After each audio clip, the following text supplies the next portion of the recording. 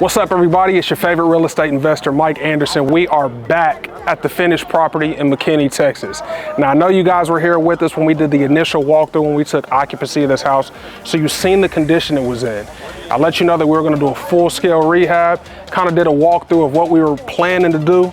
Now you guys get to come in and see exactly what we did do and what this finished product is looking like as we host our open house to show everybody in our program the beautiful job that the team was able to do in this house.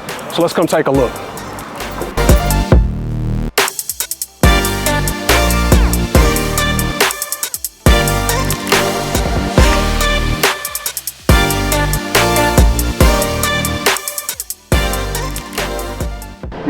We don't rehab a house to make it the most beautiful house in the neighborhood. We rehab a house to make the most profit at the least investment, and it is primarily driven by the comps in the area.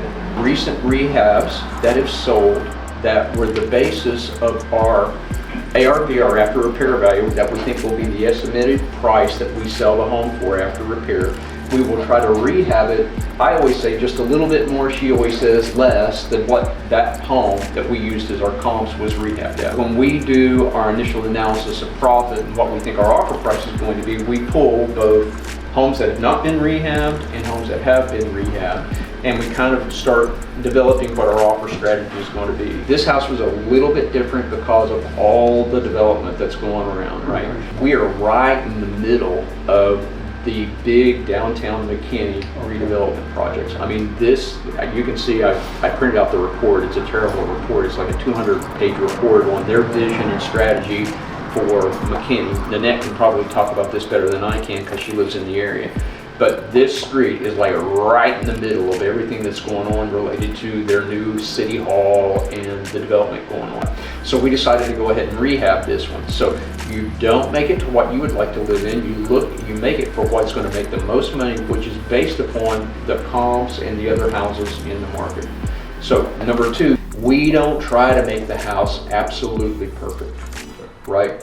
What we do is make it visually appealing and livable. There's some standard things we do in the rehab, which Michael will talk about from house to house, some standard things we always do. But we don't try to make it perfect. What we try to do is make it livable, and then through the negotiations process, find out what's most important to the buyers that we want to work with.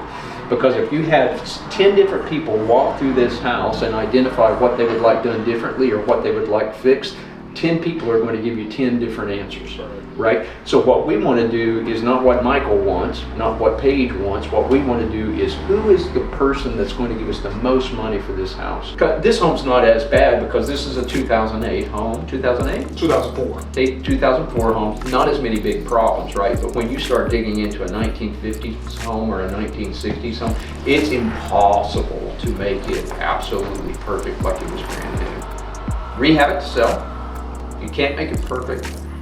Put it in the position that you can identify the things that are most important to your best buyer. Inspector is different, right? So your inspector may give you a list, their inspector comes and is going to give another list. Their job is to find every single little thing that is wrong with that house.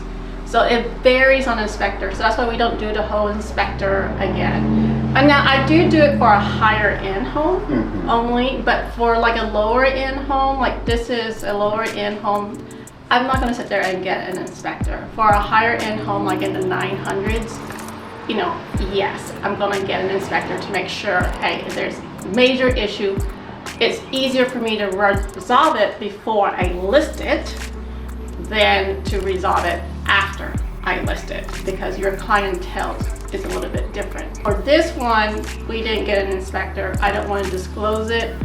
And so we say, hey, it's good enough. There are things that I do know that's wrong with the house. You know, just visually I notice it, but. And we'll include that in the disclosure statement. We will include it in a disclosure, but then that gives them room to negotiate. When we sell as is, we give them 0 auction dates so they don't have the opportunity to do an inspection, and we tell them, this is as is, we're not going to fix anything that you found. So 2 different strategies. For a retail home, we expect the inspection and we budget for some amount that we know we're going to have to invest in order to fix some of the problems. Now, 3 You to know, 5. like insulation, right? I won't do insulation. Of course, I know an inspector will come in, look at the attic and say, hey, the insulation is not up to par. I use that as a negotiation tool. How much is going to cost me to do the insulation? Probably $2,000. I say, okay, well, I give you $500. Right. Sure, no problem. Right. So it's more on what the homeowner wants. Sometimes they just want a little bit of a discount. So that's what I will do. So the rehab is driven by the comps. The comps are driven by the after repair value, and we back into how much we can record. So we use, to do the profit analysis, we use the same basic equation that all investors use, 70% ARV minus repairs. And that, based upon, will determine what we think we're going to profit, and we adjust the amount we're going to profit to the amount we're going to put into the rehab, all based on the comps. Whatever the neighborhood dictates should be done is what we do. So it was carpeted all throughout the house. So we pulled the carpet in the living area and laid down some laminate. Of course, changed the sink fixtures. And we added this as well. The stove was already here. We just did a slide-in stove. And then the chandeliers and the fans. So we put fans in, replaced the fans in every room. Okay, and then in the bathroom, so the hall bathroom, the toilet was falling into the floor. So of course we had to get that replaced. Change the tiling, change the vanity, the mirror, and kept the tub in there. We just refurbished the tub.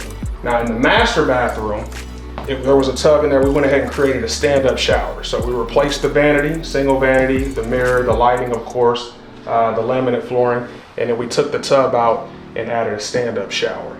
Now for the outside, if you can see the pictures, it was a pretty ugly yellow and green. So you can see where we changed the gray shade of the exterior paint, the paint of the porch, and then the landscaping. As you've seen, the landscaping team just leave, put some bushes and stuff to make it a little bit more appealing, and then knocking down that tree. We had a big tree that was in the way that the power lines from the house ran through, and the branches were all over the house.